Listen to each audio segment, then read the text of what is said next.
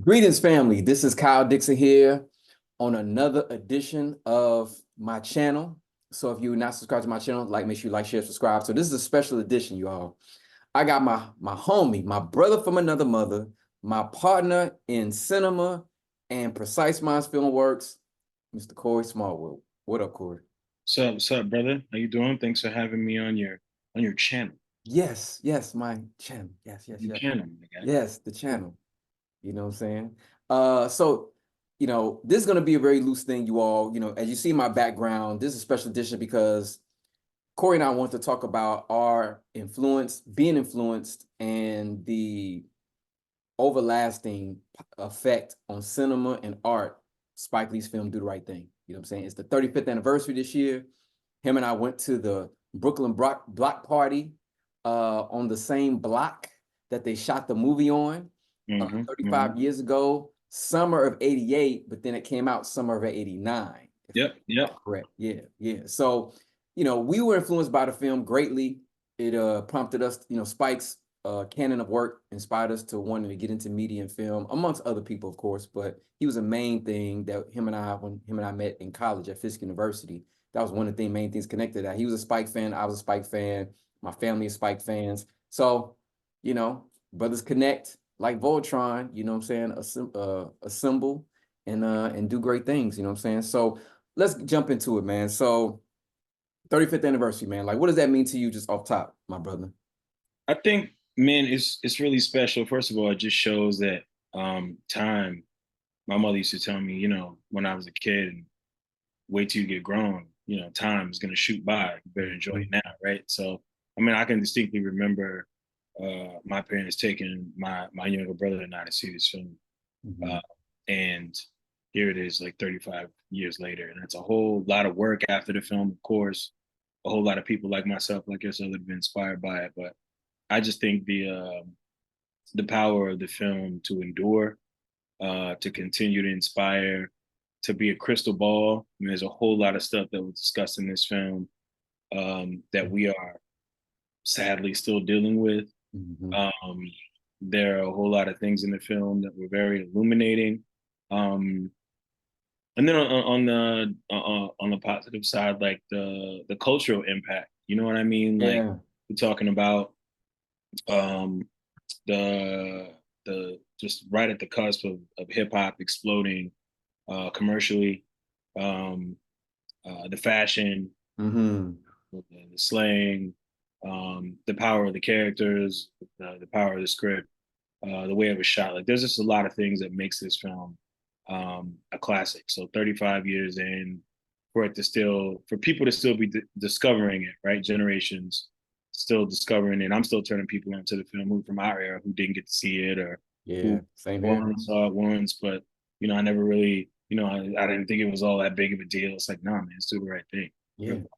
Like, for us, do the right thing was as important as maybe previous generations would have maybe talked about The Godfather or like their other films, you know what I mean? But Mhm. in terms of cinema in general and in terms of like representation of Black folks on a film in a varied and nuanced way, that's part of his legacy. So yeah, I mean that's kind of what it means to me. It's still very, very important. I'm still very, very inspired by it. Yeah, same here, brother. Same here, man. And we talk, him and I talk about this all the time, family. We want to share y'all in it because he's a director. I didn't forgive me for not saying that in the beginning, but he's a director, he's a writer, he's a producer. This man does major things behind the scenes, and you're gonna hear his name coming up for sure. So you're getting a sneak preview, on him before he blows up, you know what I'm saying? Not blows up like blows up out of atmosphere, but like blows up as far as his name being known in certain circles. And he's already known in certain circles, That's my brother, this is my brother from another mother. He's heavily talented, very talented. So, but we were both inspired by it. We were both inspired. I went to it at age 10. I was 10 years old, man. As we talked about, I was 10 years old. One of the few movies I saw twice with my family. I saw the first time I saw with my father, and then I saw the second time with my mother. Mm-hmm. And that summer '89 was real busy summer. Batman came out that summer. I saw Absolutely. that. I saw that in Chicago the first day it opened. That was dope. And then we saw Do the Right Thing later on that summer, and it was they had to, because I know I remember when they were talking about how it was going to cause riots, and Yeah. they had to show it outside the city of Nashville. So we went outside to for those who know Rivergate, Rivergate Mall. That's right outside the city limits, but it's considered like Greater Nashville. So they had to show it outside the city. I don't know if that was the same where you were at. No, because that was the summer of '89. So I was in Italy, Mhm. um, on Wow. a little army base called Camp Darby, which I'm not sure if Camp Darby still exists, but my father was in the army, and so we were in Italy. Uh, Summer '89 was the last summer I spent there. We moved back to the States top of 1990, but definitely Batman was the first movie I saw by myself with my friends. Wow. Well, and then I saw a little forgettable movie called No Holds Barred for all you wrestling Wow. fans. Yeah. That same summer. Yo, But those boy. I saw no, it that summer too. No No holds Holds barred. Barred's terrible. It's a terrible. Yo, it's a class. Hey man, it's a cult classic, man. It's rough to It, rewatch. it is. Rest in peace, Eternal Mr. Man. Yes. But Do the Right Thing was the big thing for the summer. We didn't have the whole, because we were on a base, we Mhm. didn't have the whole there's going to be a riot. But Mhm. what I do remember is that there weren't as many showings as Batman, Mhm. and then the showings went up, right? Because people were like, "Yo, why is there only like 3 shows? What's going on?" Like Yeah. theater was like, "Oh, I guess we need more showings," and it was like, "Yo, you got 50 million shows in Batman.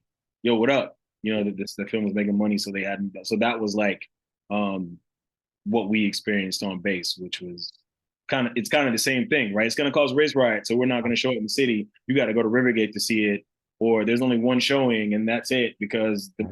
and there's a mad police there. I heard my cousin was telling me when they went to see it that there were police, like a strong police presence, and it was like nothing happened. Wow. We saw the theater. We saw the movie. It was incredible. There were no riots. I think Spike has spoken many times on the irony of that they thought, based on what happens near the end of the movie, that we were going to see the movie and then become enraged and go burn down. It's Right. insane, Yeah, man. insane. But no, we didn't. I didn't experience that personally. Okay. And that's interesting. It was, in Italy because, Sal's Italian. So Mm-hmm. in the film, and I love like how Spike talked about the nature of blacks and Italians in New York City. Now we both live in New York City, and I get it now. Like I see based off of the stuff that was happening because we were hearing about stuff through hip hop. I know I was. My Mm-hmm. brother now, my older brother now, because we also saw it, like you said, mentioned it. We saw it with our mother at Belcourt Theater, which is down the street from Vanderbilt, for those who Mm-hmm. know. And that's like, that's an artsy theater. So, and it was limited showings Sure. there. So, how they kind of quelled it a little bit. But yeah, like like that influence of like Italians, blacks, especially in inner city, especially in New York City, is a unique thing. And it's like, like Italians expression, they're like, yo, what's up? Like, Mm-hmm. it's a similar vibe in that sense of being a part of this like citywide community in New York. And it's like everybody they have their culture, we have our culture. So it's just like the instant how volatile, like that one day, how Spike shot it, shot the movie to take place in one day on one of the hottest days of the summer in New York City, man. I mean, like phenomenal, like how he was able like to take that essence of this relationship between these characters who are African American, Italian American, Latino American in the film, Mm-hmm. people from the Caribbean American, and like Brooklyn, you Yeah. know what I'm saying? Because we both know before we go into the movie, really, we know Brooklyn's a vibe, man. Because you Mm-hmm. explain to people like that never been to Brooklyn, I being here in New York now for over 10 years, I would consider myself like what do you call it, honorary Brooklynite. You know what I'm saying? And For that's sure. not me giving me that title. That's people who have, like, yo, you honorary. You ain't from here, but you've been here long enough. You know what I'm saying? Yeah, for Yeah, sure. You didn't move into the neighborhood and gentrify it for sure, exactly. right? Which they hinted at in Do the Right Thing. It's there, right? Yeah. I think I want to say a quick aside to what we were just talking about with the limited release of the film. Ironically, since we met at the illustrious Fisk University, the same thing happened when Bamboozled was released in Nashville. Yep. Sure There did. were there were limited showings. They said the film was volatile and people were going to be upset. Mhm. And I remember having to, wow, I gotta go all the way out here to see it. I mean, I saw that film 3 times in the theater, but like Yeah. only after like the first couple of weeks where there are more screenings. Mm-hmm. Didn't have to go out to What, which 100 Oaks? no, not 100 Oaks, Green Hills. Oh, Green Hills. Because it was at when they played on, it was playing on Vanderbilt's campus first, right? Or then it was the I don't know about that. I heard that, but I don't know if it's true. yeah. But I know that when I saw it the first time, it was at Green Hills. The second time I went on a date, it was at Green Hills. The Mm-hmm. third time, it was at 100 Oaks. But that was after it had already been out like a few weeks. Okay. I guess they were like, "Oh, no one's gonna burn anything down." Okay, Yeah. They pulled it quick though. They pulled it quick. it it did. It Yeah. did go quick, and that is a testament to the truth to power in the filmmaking and the storytelling and the fear, not from our side, but Right. the ridiculous, propaganda-ish fear that was perpetrated on both on many of his films, but on particularly, I thought it was interesting that happened that as a kid, you're from Nashville, and then it happened when we were both at Fisk and Bamboozle drop, the exact same Yeah, man. thing. But now Brooklyn is, it's Brooklyn forever for me. Right. The There's a lot planet, man. of people who may feel a way about it or whatever. I love the city. And I had people in almost all the boroughs and did long before I permanently moved here in 2010. But Brooklyn is special, Mm. man. And I've said many, many times, Brooklyn in the summer is undefeated. I don't know if I've been anywhere, and I've been a lot of places and lived all over the earth.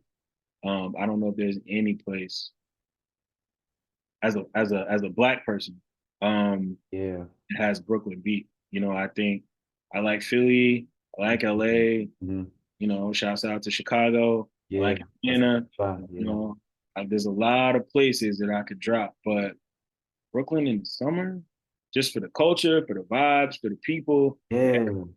food, the feeling, Yeah.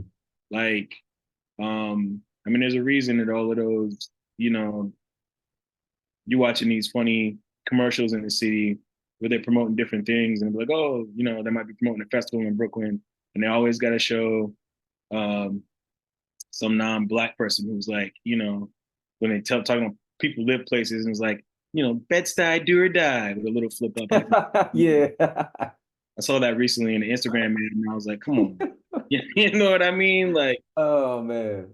clear that you've most recently moved to you've discovered up and coming Brooklyn most Yes. recently, right? Yes. Um, Gentrified. but now Brooklyn is special, not just because of Spike's history there or you know the boom that happened there in the '90s with all of these creative people moving to the side. You know what I'm saying? You had Chris Rock there, you had Eric Badu, Yeah. you had all of these very influential um, people who came out of that space. Yeah. Big. Who, we're talking about black folks, you know what I mean, who went on to do incredible things. So Yeah. it was special and it continues to be special. It does. Man, yeah, man. Brooklyn's definitely a vibe, man. I would agree with you on that. Like you've been more places than I have. You're more world travel than I have at this point. But yeah, man, Brooklyn is its own thing, and no disrespect to other places, but it is. It's one of the. I know they said it was one of the biggest conglomerate of artists, especially black artists in the nation, in the world, maybe possibly. Mm-hmm.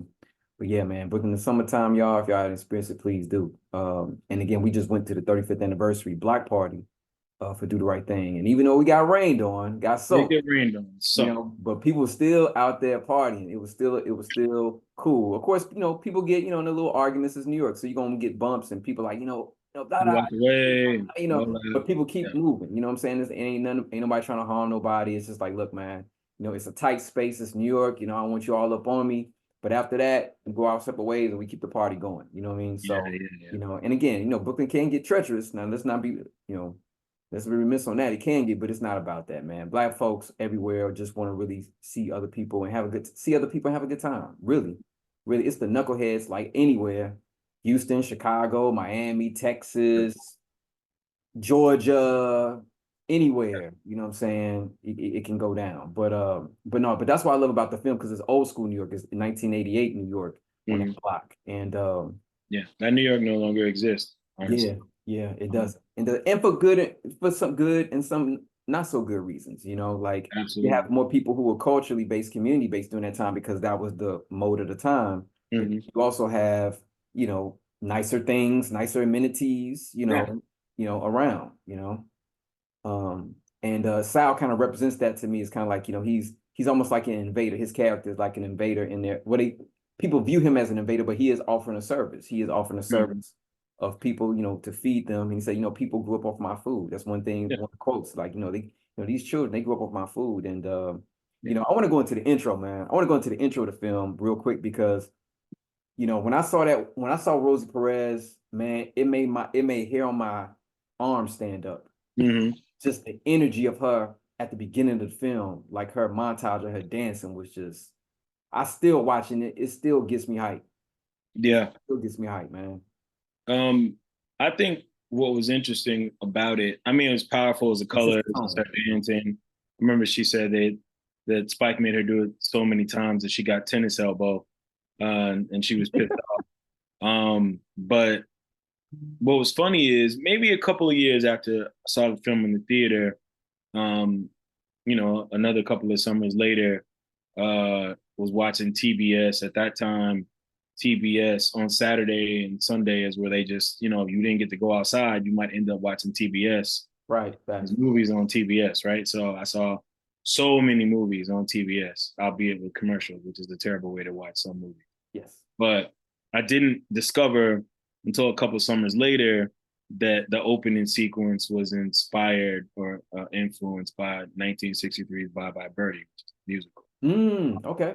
And Spike was really big into musicals. His mom took Mm-hmm. him to see musicals, and he loved those Yeah. big musical numbers, as is evidenced in the previous film, Mm-hmm. School Days, when we get that whole nice, uh, straight nappy dance routine. So I was watching this movie and was like, this looks familiar. Um, and was like, nah.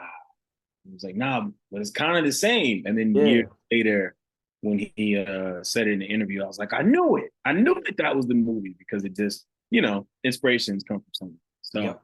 I thought that was cool. But it is still one of the most kinetic, one of the most engaging. Like that's a hell of a way to start a film, right? Yeah.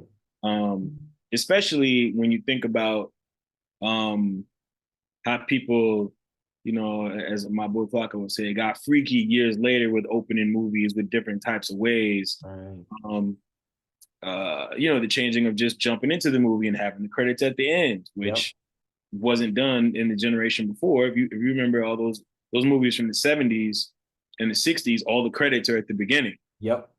And then they show the movie, and then they show like very minimal credits at the end. Mm-hmm. Um, but it wasn't like a bang pow kind of thing. It was like, yo, Right. here's all the credits, and now we're going to tell the story. And Yep. the credits were there, but it was just I didn't care about that. I was Right. like, wow, she's killing it. You know what I mean? She got the boxing gloves, she got the short. Man. Yeah. Of course, the song, it's bombastic. Um, Mm-hmm. the backdrop of the stoops, colors. Mm-hmm. Yeah, man. Yeah, man, and it just that's just a hell of a way to open the film. You didn't know what to expect. You know what I mean? Sitting there Right. thinking, wow, that's a lot of energy. It's a lot of power. It's powerful. Yeah.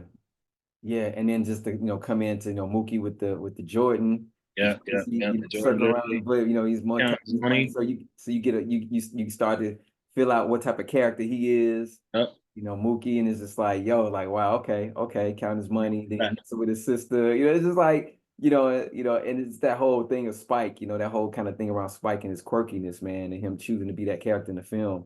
And then he goes, and then he goes outside, and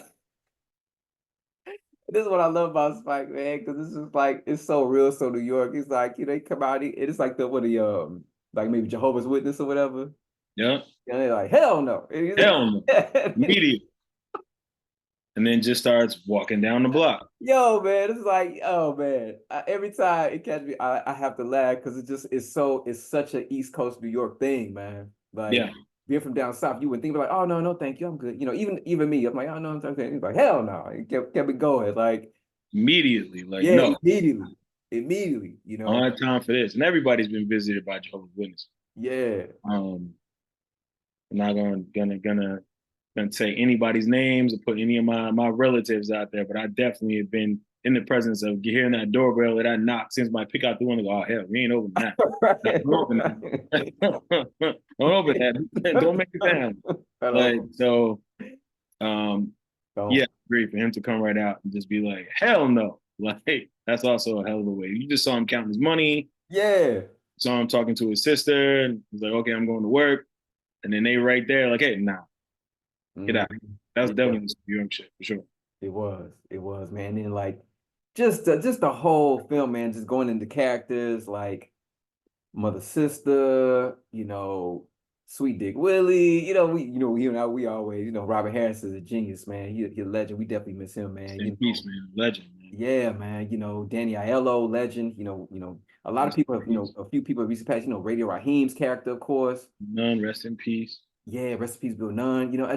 It's so much, family. We're talking about the film, but it's so much in the film. We won't be able to go over everything, of course, because we'll be on here for 2 hours, literally, like just Maybe chopping it up. Because you know what I mean? Like it's one of those films. yeah, and Korey and I have read a lot of books on Spike. I mean, we're like Spikeologists almost. You know what I'm saying? Like, because we were so inspired by him, and he was gracious enough to record like his process of doing his first few films. First maybe what 5 or 6. He had books I on think it. it stopped at I know up to Malcolm Malcolm X. Got Mo Better Blues. You got it stopped at Malcolm X. yeah, stopped at Malcolm X. Yeah, so it's the first thing. So she's gotta have it. Yep. School Days, Do the Right Thing, Mo Better Blues, Mm-hmm. Jungle Fever, Mm-hmm. Mo Better. I'm sorry, Malcolm X. Malcolm X. Yep. Yeah, first thing. Yeah. Yeah. That's right. Yeah. Those Yeah. books, man, were just like, it's interesting when we were teaching together in the after school program in West Side Chicago. Yeah. With our good friend Gideon McKay in a class we Wes. 101. Shouts out to McKay and all of our Shouts out. Now grown up hip hop. Shouts out to the hip hop 101 crew. For sure. But that was something that was very interesting or difficult for them to understand, that it was like there was a time when you couldn't just pick up a phone and find things, you know what I mean? Or somebody couldn't just send you a link to something. So Spike's importance, at least to me, I saw that when Do the Right Thing came out, I was 12, you know what I mean? But like in terms of somebody who looked like me, who sounded like me, who, wore the clothes that I wore, you know what I mean? Like somebody who was a young Black man out here making films. Like I didn't see, She's Got a Habit when it was released. I didn't see She's Got a Habit for the first time because it was out of print. So we were at Fisk and I had somebody rip it. Same here. Here. Yeah, but I didn't either. School Days was definitely important because it was an HBCU, because these kids were at school together, because they were protesting, you know what I mean? And these kids were in a frat. Right. And keep in mind, these are all young people. When you watch that film, even when we were watching that film at Fisk, I think I had to watch it for a class, even though I'd seen it hundreds of times by then. Yeah. It was just like, again, now I'm sitting on the campus of an HBCU and there are alphas and Qs and all of this stuff, just like in the film. Yep. And there is a homecoming, just like in the film. Yep. And you know what I mean? Like there's administrators and there's people that are protesting this thing that's happening. Oh, we're not getting funding for the dorm. We're going to protest. We're going to take over this building. Like, all of that type of stuff was happening. And so it was weird. It felt like when I was at Fisk that I was living inside of that film, right? The importance of his work, let me not get sidetracked. The importance of his work, but him documenting his process was the demystification of the process. Right. How many Black directors that were commercially viable, and I have to say that part, that were commercially. You got to say that part. Yeah, you have to. When we were kids, because if you look at the Blaxploitation era, not all those films are directed by men or women of color. They featured them. Correct. Not all of those films were good. Some of them were absolutely exploitative. Yes. I still say the best among them is Shaft. And it's one of my all-time favorites. Like I'll watch Shaft from beginning to end right now. Yeah, Mark, baby. Yeah. Sweet Sweetback's Badass Song, of course, Yeah, yeah, um, is an example of independence, right? Of doing things outside of the machine. Whereas Gordon Parks made his film within the machine, but still, as a black man, had to do what was necessary to get that film made. right. I think next after that, during our childhood, um, it was probably, Bill Cosby. Um, Mm-hmm. I know that there's, different things associated with his name now, but like Fat Albert, Yep, in the beginning, he was on a bunch of TV shows I saw reruns of, yep. you know what I mean, for sure. And when he was a younger dude, and Mm-hmm. some of those movies, Uptown Saturday Night, Let's Do Yeah, It, let's do it again. Yeah, you know what I exactly. mean? And then the Cosby Show is seismic, Yep. in a different world of seismic, it changed culture. Yes, it So, did. but yet and still, what Spike represented was new, young, like hip Yes. energy that is intricately linked to like what was happening with hip hop ascending, what was happening in a world where now you have MTV, but there's no black videos on there unless it's Right. Jackson or Prince. You know what I mean? And I love me some Michael Jackson. I'm a ginormous Prince fan, but we Mhm. would, like get beginning of those hip hop videos on Friday night videos, or probably can hear that. That's New York City noises. Sorry about that. Oh no, it's all good. That's the whole point of us doing it. So like, Yeah, we really here. Like for sure. But like Spike writing those books and then you having to go to the library and get the books, right? Because right. you Yep. might not have been able to find them in the bookstore. Um, that was huge, man. It was huge to like read this guy's journal and get inside his head. Because it let you know, and I was just a big reader, had no idea that I was gonna end up being a filmmaker or work in media at all. At that time, Mhm. I was listening to music and trying to make comic books and all of that type of stuff. So I was always creative, and I was running around with a camera and shooting photos. I was doing that. Yeah. And ironically, that's music, photography, writing, all that stuff blends together into film. So I find it hilarious now that I was doing all those things separately. But Mhm. that book, that very first one, I don't remember when was the first time I read it. I just know I got it from the library, and it was kind of like it was like a documentary in a book. That's kind of how what it was, right? Yeah. It was like, yo, he's telling you the process of his ideas that eventually became the film that you saw, and the roadblocks and the pitfalls. And then, Lisa Jones did a great job, who co-wrote the book with him, did a Mhm. great job of making sure that all of the voices were covered. Like Yes, you Spike might did. have this feeling, and then somebody else might be like, nah, Spike was on some bullshit. This is Right, what right. you Yes, know what I mean? yeah. I might have saw it one way, and then one of the actors would be like, that ain't it. This is what I think happened, and this is Right. I feel this way. Yeah. All of that was in the book because filmmaking is a collaborative process, Hmm. which I would learn later when I, first got into trying to make things. But those books, man, which was the purpose of writing them in his own words years later, was to demystify the process. Yes. Whether you go to film school, this is long before there were courses on the internet, master classes, and all of that, That's everything that I weird. knew about what happens when you make a film came from those books. And then later, other people wrote books Right. and there were behind the scenes things, but this was like long after I had been out of high school, and in some cases, long after I'd been out of Fisk before some of that stuff even became, and I was soaking it all in. But still, just to like touch back to the roots, I like reread those books. Hmm. Even now, all these years later, like I'm currently ironically rereading the Do the Right Thing book now. Hmm. About to start writing another feature, and we're smack in the middle of about to pitch a docu series, and so it's just kind of like I'm getting back into that book to kind of get my mind right, like back in the woodshed, Yeah. like Spike calls it. So those books are hella important.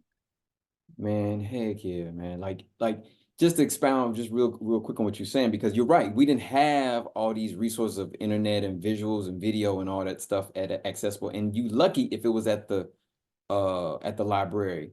Yep. And you're lucky and fortunate if you had somebody who was also into Spike and Spike's films, because people got to realize that just like now, people was either messing with Spike or they weren't. It Yeah. was no in between. There was either you like it or you don't. And it was just Yep. like people was like, oh, Mookie character and his Spikes, he's quirky, and Mookie also another shiftless Negro black man, and and the criticism is needed because you need that. Yeah. You need that those opinions to kind of mold and shape, how people view things and give people a different perspective of things. But it's like Spike was either love or hate, you know what I'm saying? And like you Yeah. said, he was such a cultural icon, he still is, but like definitely then, because like say he was young, he was hip, he was black, he was intelligent, he was sharp, He was like opinionated. yeah, opinionated, you know what I'm saying? From New York City, he wasn't bowing down to nobody. He's like, look, I want to do this. This is what I want to do. I'm focused. I'm purpose driven. And he did it. And it was just like, damn, like, okay, man, look at this young dude who's in the hip hop, who's older than us, but we can identify with him. Like, look what he's doing. Like, I can do that. I want to be a part of that somehow. And just a real quick backstory, you know this, but I know the fam don't know. But like my brother, and my mom went to go see Giancarlo and Joie Lee at Vanderbilt when they came to speak in February for Black History Month. So the film came out the summer of '89, so that was February of 1990. Hmm. My mom and my brother went to go see them speak, and that's when Dr. Wimbush was at Vanderbilt. Wow. Shout out to Dr. Raymond Wimbush. Dr. He's now at Morgan State University. Um, he was there and he helped to bring them there, and they spoke on like a panel with other people. And I don't know why I didn't go. I know I was probably doing some other shit. I was 11, so Yeah. but I know Jawad was even talking about like the impact of the film, and Giancarlo was talking about the impact of the film because he's African and Italian, Mm. and how he interacted with the bugging out character and how he took it upon himself to kind of give a little more depth to the character because he was just like a simple b-boy, but he gave him a little more political slant. And also Jawad, and I didn't know this, my brother DeMille talked about this. He mentioned this to me recently. Jawad's hair in the film. See, these are little things you all that like the film, you see the film, but you don't get the full context of this during the time. And this is New York City, 88, right? Late 80s. Her hair that was kinky in the film, she said that people used to give her grief for that in New York. Like everybody wasn't feeling that style because I guess they were used to the cropped afro, cropped afro, Yeah. smooth looking. So she had the kinky, naughty, you know what I'm saying, like bohemian hairstyle, and people was like cursing her out like comb your hair, you know what I'm saying? That, And using other foul language, you know what I'm saying? But like but now that's like the norm now. Now, mm-hmm. and again, it wasn't like it was unkempt, it just looks unkempt, but it was Yeah. very natural. But like but this is New York City, 88. If her having that hairstyle down south or other places, people would definitely look at like, what's wrong with her? Like, did she come? Without question. People And with locks during that time period would look yo, at that as, oh, I know Basquiat and all them guys, you know what I'm saying? crazy. I remember hearing my relatives say that many times. You got all the worms in your head. That thing, What's that about? Yeah, man. Yeah, yeah. And so we got the book.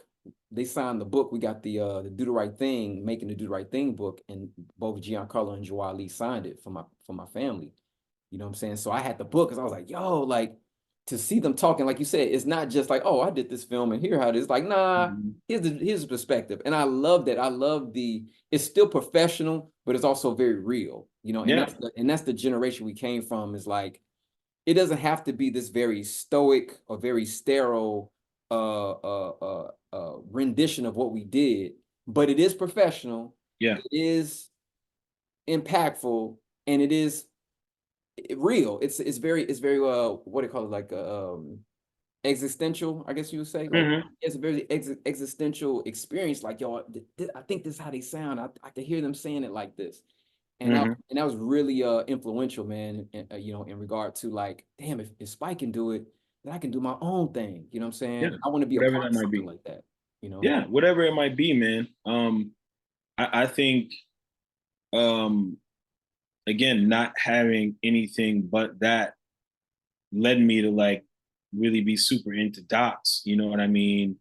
Um, and if anybody was writing a behind the scenes book, even if it wasn't in the same way that Spike did it, I would read it. You know what I mean? I read a bunch of books at the time, some years after that film came out, about the making of The Godfather, which is one of my all-time favorite films. Mm-hmm. It was just kind of like, okay, this is what was happening to Francis. This is what was happening to Mario. This is what was happening. Oh, they didn't think this person would be good for this role. Really? Like, I can't imagine the film with this other person. Like, all of those things kind of let you into not just the creative part of it, but you know, dealing with corporations and studios. Yeah. You know, like what happens when you run out of money? You Mhm. know, what happens if you're not, you know, as a director governing the space properly and giving the artists enough room to breathe? What type of director are you? Like all of those things were in the book long before I ever thought that I would do any of those things. It Mhm. was just like his point was to demystify. Yes, he went to film school Right. after he went to Morehouse. So Yeah. yes, he had the quote unquote training, but he himself said part of the reason to write those books was you don't have to go to film school. Right. You have to study the craft, Yes. and then you have to hone the craft, and then you have to work with other people. And that's what those books were full of. It Yeah. really was the process, his thoughts and his mind state, you know, his planning, his thoughts about casting. Some of the things didn't work out. And like, wow, that person was up for that role. Really? Exactly. Yeah, those things like Samuel L. Jackson's real quick to not to use Mm-hmm. wisdom, but to interject what you're saying, you all what Corey's saying is like one example is Samuel Jackson was pegged to play Radio Raheem. Mm-hmm. And I think Radio Raheem, Bill Nunn wanted to play Senior Love Daddy. Which is crazy. Yeah. Like in retrospect, when you think about it, like how different that would have been Yeah. if Jackson had been Radio Raheem. I Yeah. can't imagine that. Maybe on Earth 9, that's how the film got made. Right. Maybe in an alternate Earth they did it that way. But like, you know, that's the fascinating part. And if anybody watching this, whenever it, you know, whenever it airs or however you term it when you put it on YouTube, um, if you've never read those books, I mean, they're easily accessible now. You can go on, you can go to Spike's joint and buy them. I think he has most of them there for sale. You can go to Amazon and find them if you want vintage copies. You can go on eBay. But it really is fascinating. Um, Especially when dealing with the trials and the tribulations. Again, the different voices within the collaborative process, because this is still Black men and Black people trying to make a feature film. And some of the same stuff that's in that book is some of the same stuff that I'm experiencing, that we've experienced when we work together trying to get things made. And what I'm experiencing now with some of my current creative partners, it's the exact same stuff. Yeah. It's kind of sad. There has been some change, but like I'm rereading certain parts of that book now, and I'm like, wow, I just experienced that. Yeah. Or I experienced that a couple years ago. We were trying to get this film made, somebody blocked us, or this isn't going to have a wide appeal. It's not commercially viable. Some of the same things that were said about this very film. Yeah. Think about that. Someone said, "Do the right thing." The film that you saw, that you've seen many times, I'm sure, was not commercially viable. That it was gonna, you know, it's too political, Yeah. or you know, wait, it's a Black neighborhood, but there are no drugs. This isn't realistic. Like Yeah. all kinds of things were laid on top of it. So to be able to fight through that with this with a dedicated team of creative people, um, and to frame it so that you can do it with the least amount of resistance. You chose one block. You literally did the opposite of what he did in the previous film. So if you read the previous book, you knew that he had problems getting locations. Exactly. And they said, hey, you're airing our dirty laundry. You're going to make the school look bad. Now we're not going to let you shoot on this campus. He had all those location problems on school days. So he literally said at the top of the Do the Right Thing book, I wasn't going to make the same mistake I made in the previous film. It's going to be one day, and it's going to be an easily controllable location on one block. Yeah. You know what I mean? And that's, again, that's part of the craft. That's part of the business of it.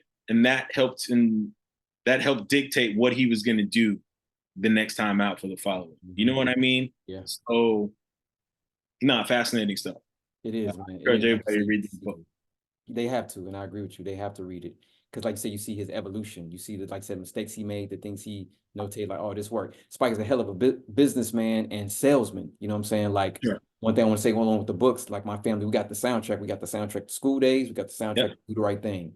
So Yep. like the music in that, his music choices and just like him being able to profit off the film in those ways. And it's legit. It's not like he's just selling junk. These are like things that I hold dear to, that are like quality things that still stand up, like the song, music, and everything. And then you mentioned another thing too, like another nuance of the film is drugs. They kept saying like, "Where's the drugs?" Like the, I don't want to curse, but it's like, what the hell? What are y'all talking about, man? Like, what Where are is it? drugs? And I remember him saying that, like, why has it got to be in a black neighborhood, in a black community, urban black community, y'all talking about where's the drugs? Do y'all see that in corporate America? You know what I'm saying? And I loved him for that, man. He would stand up for us in that way. Like, yo, like, yeah, there's drugs there, but this is ain't no everybody ain't doped up. Like there are people who are hardworking, you know, law-abiding, quote unquote, law-abiding citizens that are living their life as black folks and brown folks and whatever. Like, what are you talking about? Like, you know, but that was the stereotype, you know, that during that time frame of, you know, crack babies and everybody cracked out. And it's like, yeah, man, that's happening in parts of the city, yeah, in parts of the country. Yeah. But why is it not just the black people with drugs? And not just the black people, but that is literally, this film is time-stamped, right? In what I like to call the aftermath of the Reagan era. I like to call myself a product of the Reagan era. I was raised during that time period as a little kid. And the propaganda, even now, the project I'm working on that I'm not going to speak a whole lot on, but the project that I'm working on is tied into that. Even now, if I say crackhead, you know, tell me what you think about. Right. Most people, including black people, are going to imagine a black person. That's not accidental.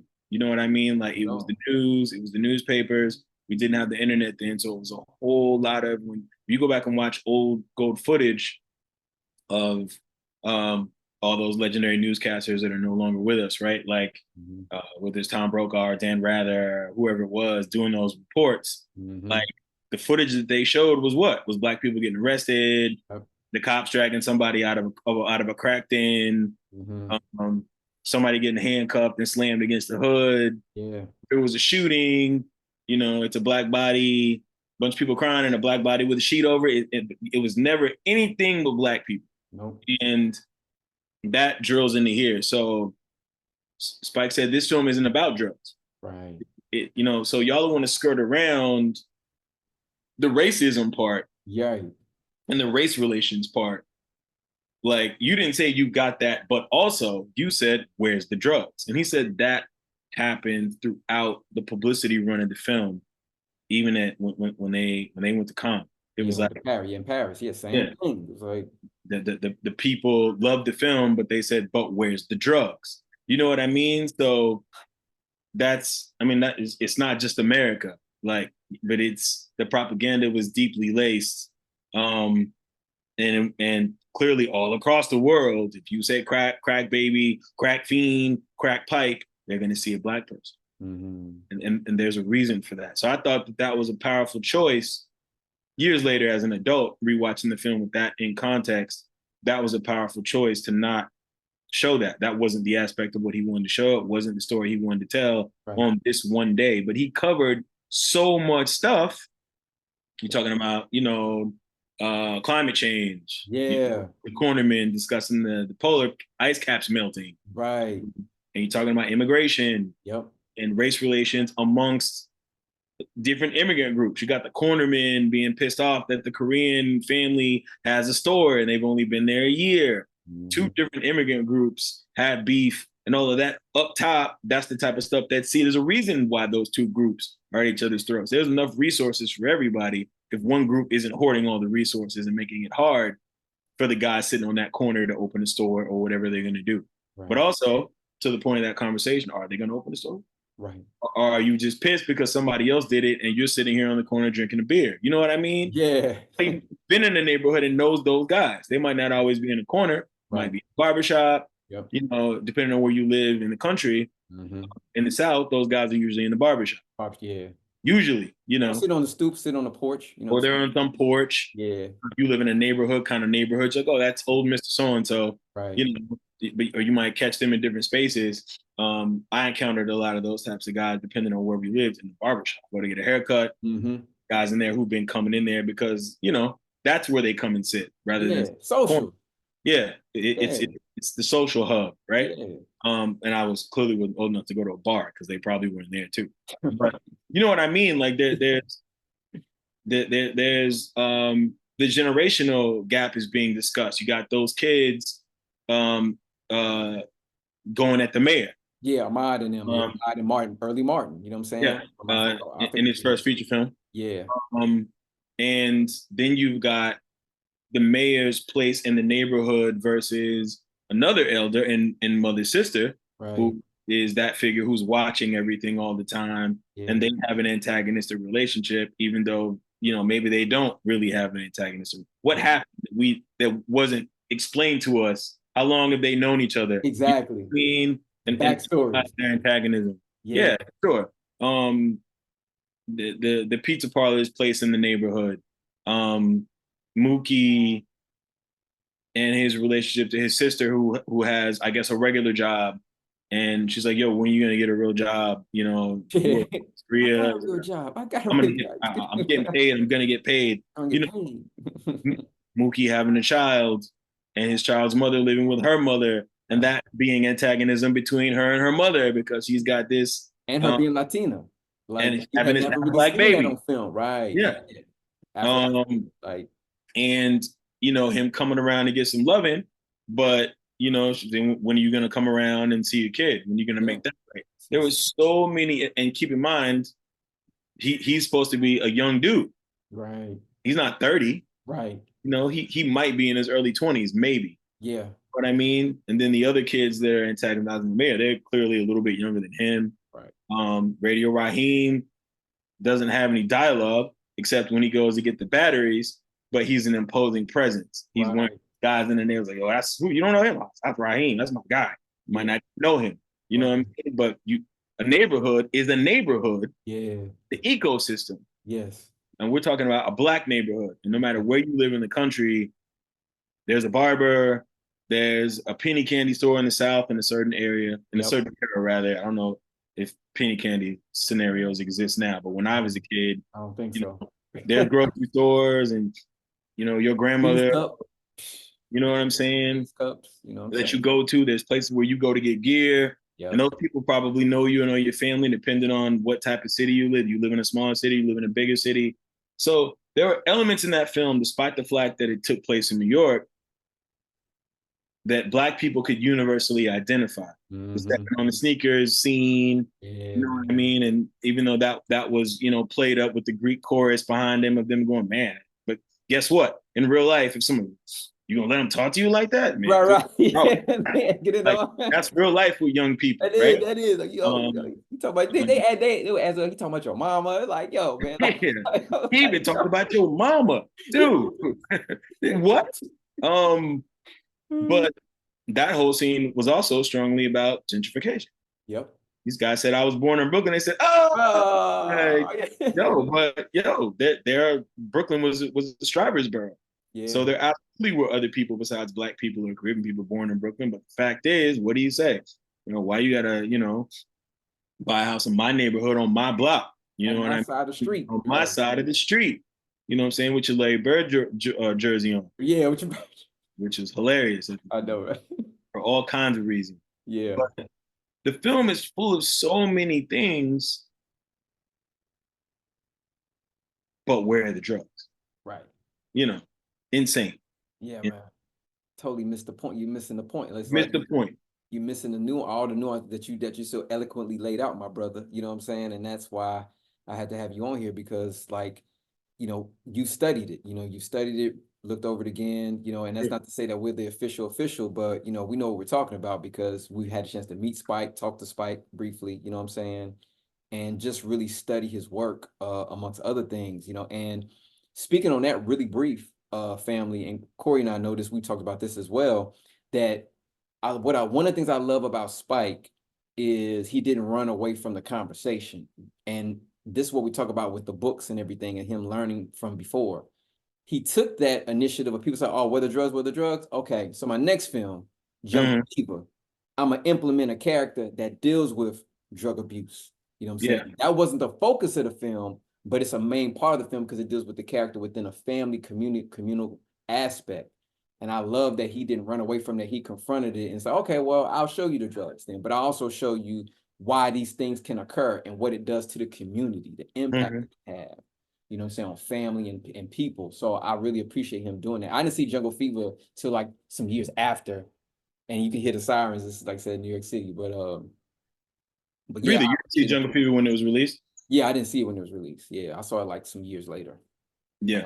We saw that as a family too. The only two Spike films I didn't see in the theater were She's Gotta Have It Mhm. and Mo Better Blues. For some reason, my mom had gotten the kite that there were like graphic sex scenes in that film. She was like, Yeah. nah, you don't need to see that. I have to do the right thing, really. He said, and I thought it was interesting when I saw it. It's another film. I saw it before I was at Fisk, but I definitely watched it a lot when I was at Fisk because I was studying it. And it's one of my favorite Spike joints for a lot of reasons. But I Mhm. remember talking to my mother recently and was like, Mom, I've seen all those guys' films. I was Yeah. like, School Days had sex scenes in it, but Right. not really, Yeah. you know. And the scene in Do the Right Thing wasn't really a sex scene. It was sexual, Right. but it wasn't really. I mean, they didn't show what they showed in Mo Better, but I was like, really? And she was like, well, for whatever reason, I don't remember, Right. but for whatever reason, I didn't think you needed to see that. And I'm thinking about all the other films that Right. that has sex scenes in it. Yeah. I mean, I don't know if your mom is this way, but like when we were younger, my mom took us to the theater. You know, we Same saw here. plays and stuff, but we were a go to the movie kind of family. Also, it was in the era before you could just, there was no, I'm gonna just watch it online or with TV Oh shows. yeah, man. Oh, VHS. You you had to wait could. for VHS. Yeah. It was before that, and Yeah. even in that era, you still had to wait a certain amount of months. Yeah. And in some cases, depending on the film, it might be a year before it comes out on VHS. It Facts. depends on how Facts. well it was doing, right? Yeah. But the point was, she took us to my parents, both of them took us to see films. It could be violence, it could be cursing, all kinds of things could be in the movie. If there was a sex scene, my mother was going to reach her hand over and put it over your eyes, which now I think is hilarious and completely absurd, given that I had seen an enormous amount of, we talking about movies in the 80s. Yeah. My eyes didn't get covered when Arnold or Rambo were blasting 40 dudes with a machine gun at all, because my mother understood that I understood that that was a movie and that I wasn't going to replicate any. That wasn't directly affecting my behavior, I think. Mhm. But some cheeks, nah, I'm gonna cover that. And I thought it was hilarious. So she was like, Yeah. well, they said that the movie had a lot of sex in it, and so nah, we went to see it, but y'all didn't need to see that. And I was like, that's whack. You ruined my track record, man. I seen Right. every other movie except the first one and More Better. Every single. Crazy.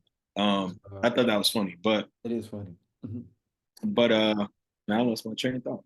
Uh, I don't remember how I got to that. That you were talking about like in regard to uh I get the selection of film like with like censoring, like with the different scenes and whatnot. I'll add on to this, right? Like we were film watching family as well. We went to the movie theaters. We saw my mom was make sure we saw most of the black films, Mhm. Coming to America, all those different ones. But like Do the Right Thing was one of those ones that I was like, wow, I didn't know it had a major impact on me because it was, again, like I said earlier, it was one of the few films I saw twice. I Mhm. saw School Days twice, and I saw Do the Right Thing twice. Yeah, Because my parents worked, so I saw one with my mom, one with my father. So, and they were open to us. They didn't cover our eyes because for them it was more like we trust Spike to tell it in an artistic way and not a yeah, gratuitous way. So I think for them, they decided to say, you know what, but we had a talk, like, you and I talked all about this. capitals. Yeah. Our families, both our families were good at like, okay, we saw the movie. What did you get from it? Like, what did Hmm. you learn from it? What, like just kind of what y'all think. And, I like this and like this. And okay, well, this meant this. Did y'all know that? And like, we had those talks about Yeah. it afterwards, you know? That was a big thing in our house, especially with my mother. Like, she'd ask you stuff about the theme. My mom was really big on encouraging us with reading, and by then I was a huge, huge reader. I'd been Mhm. reading way above my grade level or whatever, and so I was just absorbing. I'd read anything. You know what I'm saying? Mhm. I'd read TV Guide. I read the newspaper. I read comics. I went to the library and checked out 4 or 5 books and ran through them. I read the Bible cover to cover. Like I read everything. Mhm. So I got really excited when we would go see a movie because I knew afterwards we were probably gonna go get food. And Mhm. my mom was gonna be like, "What'd you think about yada yada yada? Hey, when that character did blah blah, what'd you think that meant?" She was real big on comprehension, but also this is a piece of art. And if it's good, we're gonna have a discussion about it. But I think Right. also what she was cultivating in both my brother and I was a critical eye. If you don't like something, why don't you like it? You know Right. what I mean? If you don't understand something, why don't you understand it? And then are you endeavoring to figure out what it is? Like if it's symbolism or if it's whatever it is, you know, certainly in Spike's films, they're very stacked and very layered. They are. References, there's all kinds of stuff in those films Mm. that are his influences or other things that are culturally important. And so there's stuff that I will find having seen these films a lot, right? Mhm. Like, oh wow, that's what that line meant, or wow, that's a blah blah poster on the wall. Yeah. Like stuff that you'll get from rewatching the film. But I think that also was something that my um engendered in my brother and I for sure. And Mhm. that was just the beginning of it because we saw New Jack, we saw Menace, we saw, some of those movies I saw by myself secretly again. You know what I mean? Um, maybe more than once. I now certainly have snuck into my fair share of movies. Like I went to see this movie, but yo, blah blah's about to start. And I'm gonna sneak in and see it. I'm gonna see it again. You know what I Right. mean? Like, but especially if it was a black film, and especially if it was for a long time, if it was a Spike film, um, mom was like, well, we're gonna go see it because Mm. there aren't that many, there aren't enough, Right. and it's not like there's a smorgasbord of for a long time, Spike was the only one, Yeah. that was Yeah. consistent. He put out a film a year for a long time. Yeah, man. And what, Um, at least 10 years? 10-year run, summer? Something like that. Yeah. Yeah. He Yeah. would maybe skip a summer. Like it'd be like he did this one, Maybe. this came out 89, you know what I'm saying? But like, yeah, if he skipped a summer, it was like what it like Jay-Z said, the summers, that was man, Spike was hitting it, man. Yeah. That first run Yeah. every year. And I remember some people being like, I'm tired of Spike, man. We need something else. And by then it was like, okay, the Hughes Yeah. brothers, okay, Mario had done, Eddie had done Mario, what's and Peters, Cassie Lemons, dropped some stuff, and East Bayou, he had Julie Dash, Daughters of the Dust, but that was like that Dust for one in sure. 90, Just yeah, another girl from the IRT. yeah, Like if you yeah, just another on the IRT, if yep, you can find that, you know what I mean? yeah, Because it definitely was an indie film. hmm Things were popping up, right? But hmm Do the Right Thing, Spike for sure, but Do the Right Thing, I feel like also kind of punched a hole in the wall, burst open the doors, metaphorically speaking. I feel like if a film like Do the Right Thing, or specifically Do the Right Thing itself, imagine if Do the Right Thing had flopped or it hadn't done well. Oh man, Would we have gotten New Jack? Would we have gotten Menace? Would we have gotten Boomerang? Probably would have got made because Eddie Murphy was the black. Eddie Murphy yes, was the template for a black superstar, right? A black movie star. yes, yes, So Coming to America was a smash. yeah, So Beverly Hills Cop, you know yeah, what I mean? So Boomerang, which is another film that's seismically important for so many reasons. yes, it is, We're talking about Do the Right Thing today, but right, like with those films had gone wide, you know what I mean? mm, There's a lot of things that came out of the success of this film and the influence of this film um, that influenced people who were clearly several years older than us that were like, and we wouldn't have gotten Boys in the Hood right, because John Singleton literally said he saw Do the Right Thing, may he rest in peace. He yeah, saw Do the Right Dr. Thing Singleton, and met Spike and said, "Yo, I'm gonna do what you did. I'm gonna do that." You know what I'm saying? Fresh out of film school, he's like, "Yo, okay, do it." go And he do it, yeah, go do it because that was the point. It was like I'm not the only one. I shouldn't be the only one. I can't be the only one. And whether you went to film school or not, everyone's got a story to tell. You've got stories to tell. Learn the craft. Get yourself some people together and go make stuff. And then do it again, and then do it again, and then have a body of work. yeah, Which is what he said in the handful of times I met him. What are you working on? Blah blah. Okay, get it done. get it done. That's what you Yeah, talking. by Get any it means. done. He's like, yo, you need a body of work. You Yeah, have to. get You it don't done. have a choice. You got to have a body of work. Yeah, So, um, yeah, it's definitely impactful for that reason as well.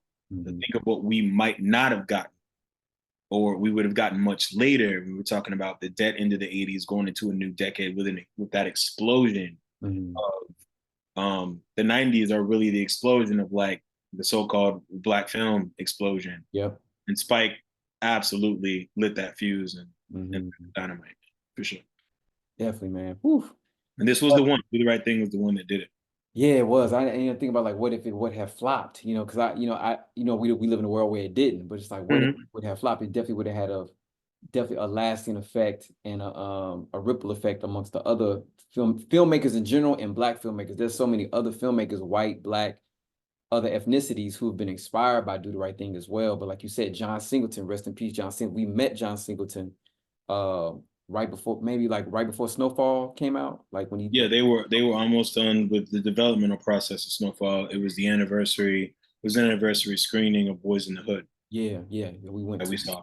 Yeah, Yeah. definitely. So, and we wouldn't have people like John Singleton been inspired like that, man. I said, so again, man, like you just never know how art influences people to do and to be certain things. Like it influenced us and many other people that we ran across that, Spike is like my hero. Like Skyzoo did the joint. Spike is my hero. Him being from Brooklyn and being inspired. So I can imagine like being from this borough and then like being able to reach out to Spike and go to his shop and just see him, man. But like Do the Right Thing really set him apart. Like because people don't know, like it's like how we have those talks about Jordan, right? Jordan is beloved now, but he was getting a lot of flack coming up. Oh, he doing too much. Why he got to stick his tongue out? He's being trying to be too fancy. Like this is the stuff that people don't want to say because out of the context of that time, now he's revered, just like one of our other heroes, Ali. You know what I'm saying? Mm-hmm. Ali was catching hell when he was A coming, lot. but now that they said now that he can't talk, now y'all love me. You know what I'm saying? So, Mm-hmm.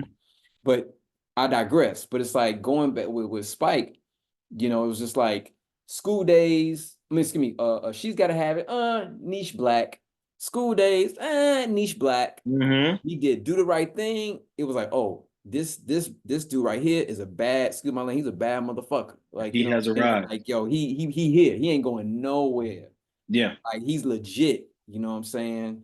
So, like that set Spike and like if you thought he was just local, like oh he got his little niche, it's like Yeah, oh yeah, he's yeah, legit yeah. filmmaker.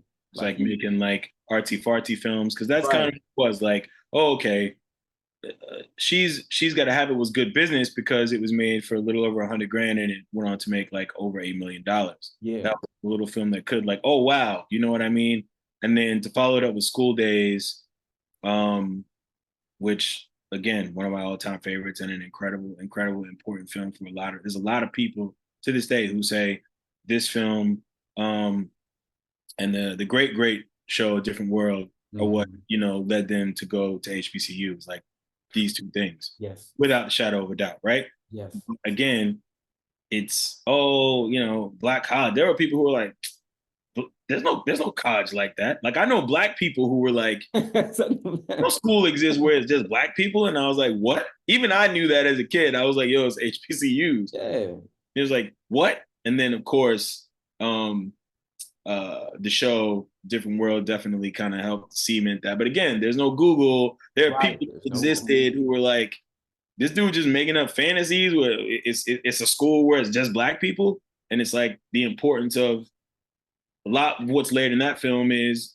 the history of the country, the history of struggle, the history of our people, the history of higher education, because, it was illegal for you to read. It was illegal for you to write at one point. You know what I mean? Like, that was heavily layered in there. Issues of identity, classism between uneducated, poor black folk and people going to a school, um, in their community trying to educate themselves. Stuff that I actually encountered as a student at Fisk with local people thinking that I felt like I was the man because I'm walking around with a Fisk t-shirt on. And I'm like, yo, bro, you don't know my struggle. Right, I really got into this school and I'm trying to stay. I'm not responsible for what's happening to you, just like you aren't responsible for what's happening to me. right. You don't have to have a problem. You know what I mean? Like Yeah. literally jumped off the screen into real life. But Mm, Do the Right Thing was undeniable. mm-hmm. Couldn't put that in a box. Nope. I've said many, many times, um, she's got to have it. School Days were pushed as comedies, Mm, because mm. black people could make comedies. Yes. We, with maybe a film like Shaft, which I mentioned earlier being the exception, Shaft is not a comedy. That's Right. like an action film. It's an actioner, right? and Truck Turner and some of those other films, you know, are also actions from that time period. Right. Sweet Sweet, you know, Badass Song.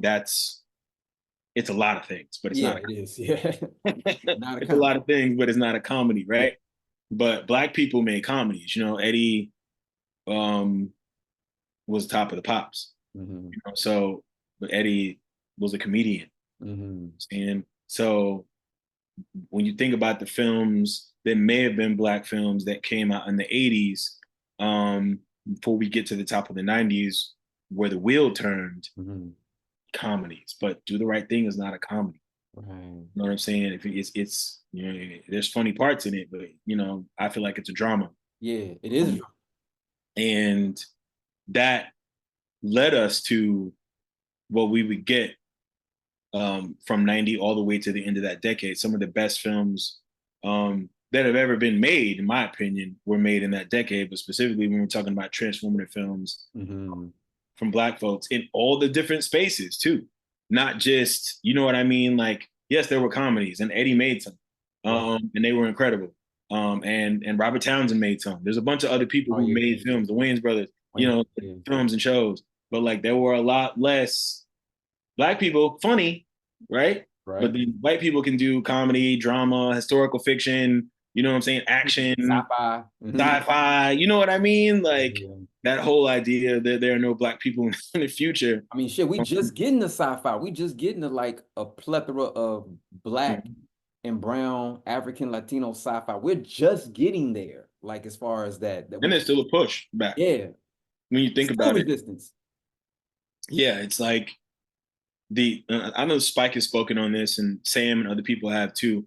Um, Someone was speaking to me recently about the Matrix and saying the fact that um, you know, Fish was playing pretty much the main important like Yeah. Obi-Wan Kenobi figure in that film in a world set in the future, right? Right. And then when you see the real humans in the future, not on the grid, but in the Matrix, but in the actual world, Mhm. lots of Black people, Yeah. you know, lots of ethnic people. And then, you know, we get to the sequel and there's a whole city full of Right. Black and brown people. And Yeah. it's, oh, they're existing in the future under duress, Right. just we are in real life, Yes. but they do exist and they are fighting, you know, fighting the power. But what about us just existing in the future comfortably with everyone else? You know what I mean? Hmm. Um, and I don't want to get sidetracked, but No, no, no, no. It's on point. Trust. what's being what I thought Do the Right Thing exemplified and still exemplifies is I'm sitting in the theater watching a film where it's not yucks and ha-has because that's really easy to do. Making people laugh Right. also cuts the tension, and in some cases it cuts your ability to take something painful or dangerous or whatever the case may be and process it, right? I Mhm. feel like the comedy, you know, kind of cuts that down. So Yeah. you accept it. It's like the medicine. You swallow the medicine easier. You also forget about it easier. You Mhm. cannot forget. I know I can't. Sitting in the theater watching those policemen kill Radio Raheem. You know what I'm saying? And It his still hits you. speakers chirking, and then when the camera is placed, when his Bill Nunn's face hits the ground and his eyes, like may he rest in peace, an incredible acting job of his eyes being vacant Yeah. because he'd just been choked to death and his hitting that pavement in his eyes. And then when they threw him in the back of the cop car and drove away, his eyes just staring, unseeing, his dead eye. Yeah. Dude, it was terrifying. You Yeah, know what I man. mean? Like, that's what I mean. That's Mm. not, if that movie had been a comedy, that scene might have not been there. And they would have also found some way to cut that. Mhm. There's no cutting of how powerful not only the conversation, and we're getting all into different spots in the film now, but like Definitely. just where we are right now, the Yeah. right? Like the conversation that Mookie has over the jukebox with Pino, Mhm. and you know who's your favorite athlete? Who's your favorite movies? Who's your favorite movie star? Yeah, Bruce. Nah, Bruce, he's like, no, Prince. no. Definitely Prince. Yeah. Eddie Murphy. And he was like, you know, they're not Black, not really. They're bigger than Black. Like Right. it's a powerful idea It is. that Michael, Prince, Eddie, all of these people are African American. Afro-American or Black, or however you want to term it, right? Right. But in his eyes, they're bigger than Black, so they're here. They're not niggers. That's what he says. Right. They're not Mulian. Yeah, niggers. they're not Mulian. They're Yeah. niggas. Yeah. Yeah, but it's like, and he's like, nah, all your so-called favorite people are niggers. Niggas. Like, you know what I mean? Like, and what's the hypocrisy in that? That on the ground, you hate Black people, but these people are special enough because they've done something fundamental, and Spike himself has had to deal with that, right? Except in the opposite. You're Spike Lee, you're the angry Black man, you're the frustrated, you know, guy who comes in and pokes white people and makes them angry with your work. And it's like, you know, also, unfortunately for you, he didn't ask for this. You're the self-styled appointee of all things Black, right? Because that's how the white media works. It's like, oh, this guy is raising his voice and saying something. He's the guy we're gonna ask about this. Right. It's like, yo, he said many times, bro, like, Black people are not a monolith. Right. You know, there are Black people who don't like my work. There are Black people who think I'm arrogant. There are Black people who think I'm an asshole and that I shouldn't be sitting here in front of you, in front of this microphone, answering these questions. The point is, art is supposed to leave an impression on you and get you to think about the world.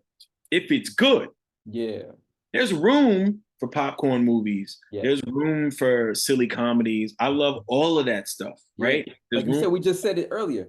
Batman, Do the Right Thing, No Holds Barred, all in the same summer. All in the same summer. That we haven't mentioned, you know what I'm saying? But there's a bunch of other stuff too. But like No Holds Barred is, for lack of a better phrase, it's terrible. As a wrestling fan, I wanted to see it because at the time Hulkamania was running wild. It was. Like, yo, Hulk Hogan and Zeus, Tiny Listers, and I'm seeing this. Me and my friends went to see it, and I watched it recently and was like, wow, man, this is really bad. It has a warm place in my heart. Yeah. But this is a terrible movie. And then Batman, outstanding and groundbreaking, right? And then, okay, I went and saw Batman. I could tell I'm a Batman fan. Right. Do the Right Thing was powerful because there was me on the screen. There's you on the screen. There's your mom on the screen. There's your grandma on the screen. There's your neighborhood on the screen in some form or fashion. It didn't matter if you lived in Kentucky or Idaho or LA or Miami or Nashville or Little Rock or wherever you were. Certain things about our culture based on our American experience, right, is universal. You know, some of it is universal and some of it was in that film, not to mention hip hop being ascendant and being that movie, the way I see it in the age in which we saw it as members of, you know, that first generation of hip hoppers, like Do the Right Thing. If I had to make a top 10 list of important hip hop films, Do the Right Thing is a hip hop film. Yeah. The attitude, the language. Yeah. Chuck D did Public Enemy. Clothing. It's on the list of hip hop films. And as a member of the hip hop generation, it's one of our films. Yes. That's not a comedy. No disrespect to House Party. It's beloved. Right. Love House Party. House Party is a comedy. But the point was, you can have Do the Right Thing, and then you can have a silly comedy about two high school kids who want to go to a party. You know what I'm saying? And had to sneak out of the house because you've got Weird Science and all these other films made from that previous era. John Hughes, we're talking about John Hughes films, you and I, a couple weeks ago. Yep. Those movies are silly comedies in which a bunch of stuff is layered. The Breakfast Club is a legendary film because it's a comedy, but it's really a dramedy. There's a whole lot of stuff in there about what it really means to be a teenager walking into the world. That movie can exist, and Weird Science, which is a weird zany thing, can exist, and Breakfast at Tiffany's can exist, even though there's racial stuff in that movie. Right. Breakfast at Tiffany's and the Breakfast Club and like I mean, I said Breakfast at Tiffany's. My bad. Breakfast Club. That's because Mickey Rooney was in that movie playing. You know, John Hughes, 16 Candles, Breakfast Club. I'm sorry. I saw a documentary yesterday that was talking about white actors doing racial stereotypes and how that was allowed in Hollywood at the time. Oh yeah. Now all of a sudden, if the Little Mermaid is Black, we're all going to lose our collective minds. That's where that came from. But the point is, a plethora of other directors who are not ethnic directors, who are mostly white men, can make all of these different things, but we weren't in a position to make almost anything but comedies because that wasn't going to offend the quote unquote wider audience, aka the whiter audience, right? Do the Right Thing punched through that wall and said, this movie is critically acclaimed, it's powerful, it is a film, it's not a popcorn movie, it's not a comedy, it's not easy listening, it's not, sugary jelly beans. You know what I mean? There's licorice in here, there's some sourness in here. We really are saying, let's turn the lens on America through the lens of this story that happens on this block on the hottest day of the year where temperatures flare. It's not just that people are uncomfortable and cursing with each other because they're crossing the train together. It literally is the ecosystem of a neighborhood and all of the people in the neighborhood, because the neighborhood is an ecosystem of individuals and experiences. It just so happens that this is a Black neighborhood with no drugs, right? Because guess what? There are blocks where there are no crack houses and people aren't selling or doing drugs. There are blocks that are more quiet where others are loud. You know what I mean? Like that exists. But without this movie specifically, you don't get Boys in the Hood. You don't get any of the movies that Eddie did in the 90s. You don't get the Hughes brothers doing Menace to Society. You don't get Love Jones later. You don't get Wood. There's a list of because the way the machine saw it, these movies aren't commercially viable globally. Right. And a wider audience isn't gonna go see these films unless it's funny. Exactly. You know what I'm saying? Eddie Murphy's funny, so white people went to see those movies. And no disrespect to Eddie. Eddie is a legend. It is. But it was a limited, like you said, it was a limited perception of what is popular and what is commercially viable for people to go see and support in reference of so-called limited Black audiences. They had a very myopic view of what Black audiences go for. This is what they know for. Like, no, Black folks not gonna go see this. White folks ain't gonna go see this. But when he, like you said, he broke open the range to say, oh, wow, not only can they do comedies and they'll go support it, but also this very dramatic, very controversial piece of art will also go and support this and see the validity and the and the credibility in it. They see like the honesty in it. You know what I'm saying? It was like, wow, man, This movie scared them though. It did. Which is why we got so it scared me to an extent. They're called riots. It didn't. It just did. But it scared me in a sense of not scared me that I didn't want to sue, but it scared me in the sense of like Samuel Jackson's character, Seeing Love Daddy said, is this how we're gonna live? Are we gonna live together? It's like, wow, like after all is said and done and the melee is over the next morning, it's just like, how do we move forward from this? You know what I'm saying? Shit, we got to a boiling point and it literally boiled over and somebody died. You know what I'm saying? So it's like, damn, how we gonna move forward in this, and how we gonna rectify this situation? You know what I'm saying? It's just, Exactly. How many times have we seen Radio Raheem die again in real life? Exactly. Eric Garner, Mike Brown, a whole uprising in 2020. You know what I'm saying? Yeah. Officer literally on film, purposefully looks in the camera as he's murdering a person. And almost got away with it. You know what I mean? And then a whole, what we've been calling a racial reckoning, globally, right? Right. I had a conversation on some live I was on during the lockdown about Do the Right Thing, about how the death of Radio Raheem is like a cinematic reflection of what happened to Michael Stewart and a bunch of other young people's names all the way back. And the way forward. This film is now decades old, and literally we are in a scary climate right now where these things are still occurring. Still, except at that time, you didn't hear about it on the news. Like Radio Raheem's death in world, would that have made the news? Right.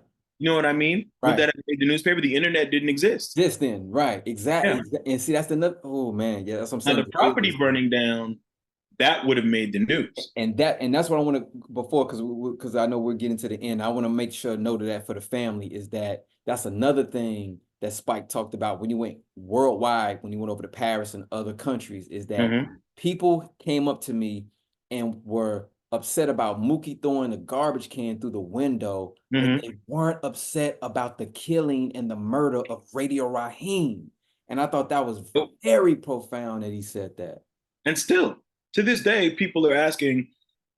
I saw an article last year. After all these years, the question still remains: did Mookie do the right thing? And I was like, what the hell are you talking Talking about? about. Like, Mookie saw his friend die and had a moment of profound anguish that the reason that his friend is dead is literally connected to his employer. And I'm sure all of that.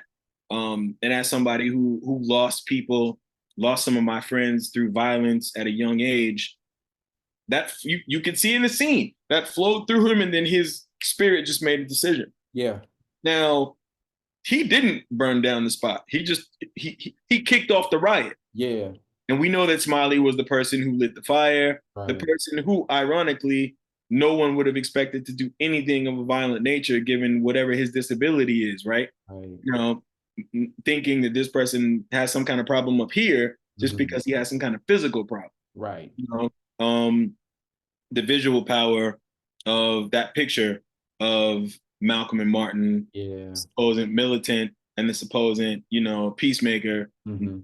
and the only picture they have together smiling, when in fact they were not diametrically opposed. They were really on the same page Word. and had met in the middle, coming from different experiences, Yeah. and then both were assassinated once they met in the middle, ironically, right? Mhm. But the power of that. But Right. did Mookie do the right thing? Not. The cops murdered this guy and Mhm. then literally threw his body in the back of the police car and drove away. Yeah. Like, I always thought, and I asked my mom, I was like, where were they going with his body? Right. They committed a murder Right. in front of in front of a crowd. They murdered this kid, and then they threw his body in the car and drove off. And drove up, and you leave that space open for shock, Mhm. grief, sadness, anger. And it's like they come into our neighborhood, they kill us, and then they just roll out With the body. with the So, body. they took Radio Raheem's body and just dumped it somewhere. Dumped it somewhere. See, and oh man, that's what I'm saying. The context, That's powerful. that is very powerful. And have they done that? I absolutely know people who've been beaten up by the police, as has been in more than one film, Menace specifically. Yeah. Hey, even in a comedy, we mentioned House Party. You remember Mhm. the scene where they put them in the police car? Police car, This yeah. is a comedy. They Right. put them in the police car now, albeit they were about to set fire to a house. So Mhm. okay, that's not funny. He was Right. like, oh, the scene is funny, but the fact that they were Yeah. burning the house is not funny, No, right? it's not. They put them back in the police car, and what do they say? Yeah, should we take them to the station? Why don't we just take them down to the docks? You know what I'm saying? It'll save us some paperwork. And they start laughing. Right. That's a comedy, but that's not funny. Funny. Right. Right. In the That's context, terrifying. We yeah. know they don't die in the movie because they Right. end up in the sequels. Right. But in real life, they could have taken them down to the docks, Mhm. beat them half to death, Yeah. and left them. Yeah. Has that not happened? Or taken them, beaten them half to death, and dropped them off in a neighborhood where some other group of people who doesn't like black people would finish the job. Right. This was regular protocol. You know what I'm Right. saying? So, and that's in a comedy. So just think about them driving away. That scene where they drive away and Bill Nunn's body. Again, the eyes just Right. staring out and the lights as the car moves. Like, that's Yeah. powerful shit to me, It bro. was, And man. it was like, wow, y'all are fleeing the scene.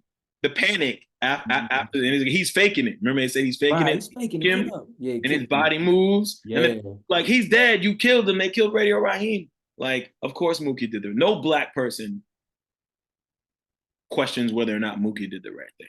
Yeah. Some people who question him showing up to get his money the next day, they're like, Right. "I was really bold for Yeah. you It's definitely. after you essentially vandalized your employer's property." The absurdity of you saying, "Hey, man, you saw what happened, bro. They killed. Yeah, man. Hey, man. I need my money though, Yo, dog. man. Yeah, I definitely need my money now. You just Yeah, now I'm not of a job. I definitely need my money." that's a and it's not to laugh at the pain, but it's just like you gotta laugh at that because it's just like, damn, the audacity of this dude, the character, Mhm. and Giancarlo. When my mom and my brother saw Giancarlo at that event I mentioned earlier at Vanderbilt, you know, a guy asked him, like, did Mookie do the right thing of picking up that money? And Giancarlo was like, wouldn't you? You know what I'm saying? He was like, would you? And everybody started laughing. I'm like, yo, The young person. that's a real New York comment. Like, yo, Absolutely. man, money is money. I Yeah. gave him a chance. He said, no, you keep it. No, you keep it. No, you keep it. He's like, I All got right. shit. I'm gonna I'm snatch taking that it. Yeah. right. You threw it on the ground. I'm gonna snatch that money right. Yeah, yeah. He gave him a chance to Oh, take it back. He's like, nah, you got it. You're like, nah, you take it. You know what I'm dude, saying? literally, Man. his friend literally died in front of him. Yeah, man. He said, Ray, You like he have said, insurance. exactly. He said, fuck this thing. You got insurance, Sal. Ray Raheem is dead. He's dead. That was powerful. It was. Even at 12, I was like, wow, man. Wow. Like, And it was powerful also because he's a young man talking to an older person. It's like, yo, man, I'm standing on my dude's killed my damn friend. yeah, Like in front of you. I Like, got to get paid. yeah. Yeah. If life gonna keep going, I gotta get paid.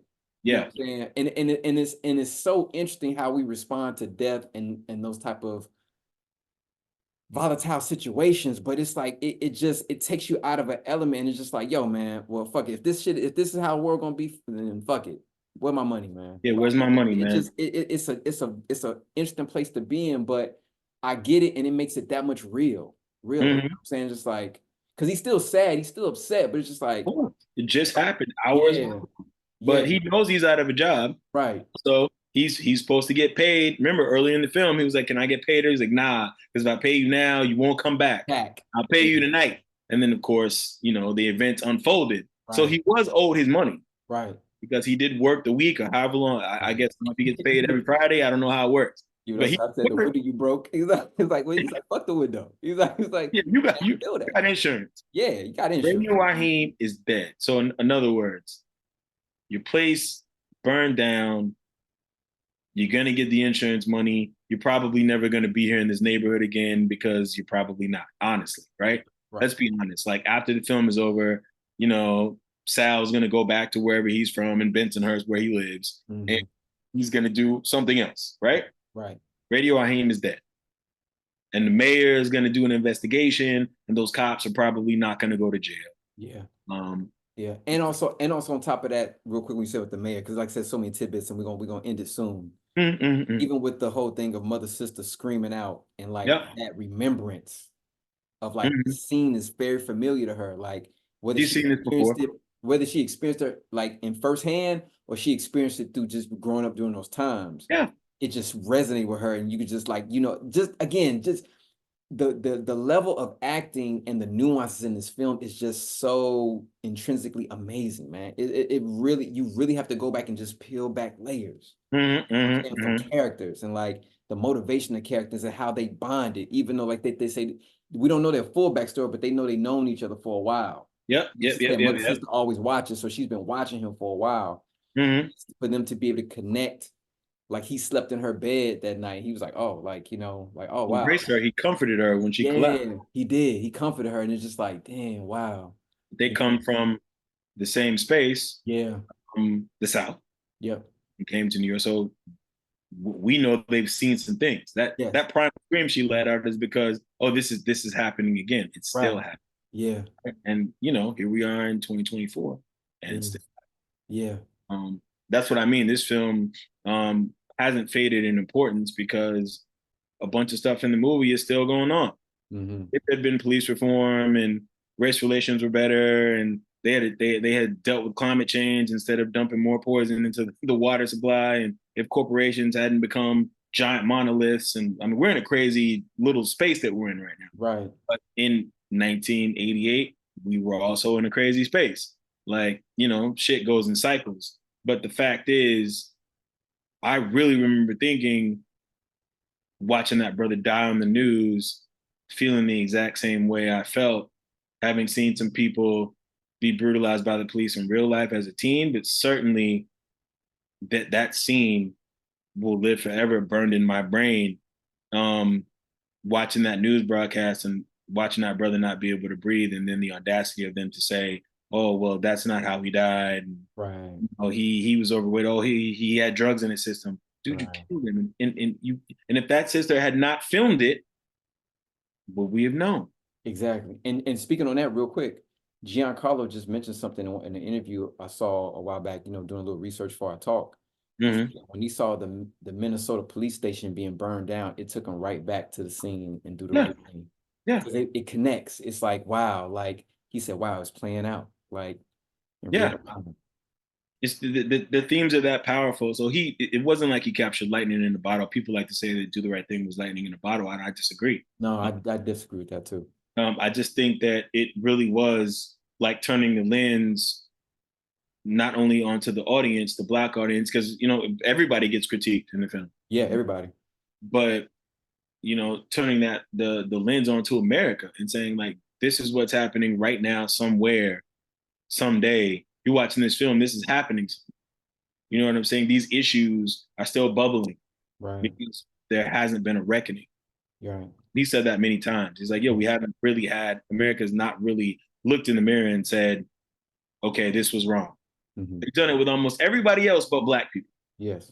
Still.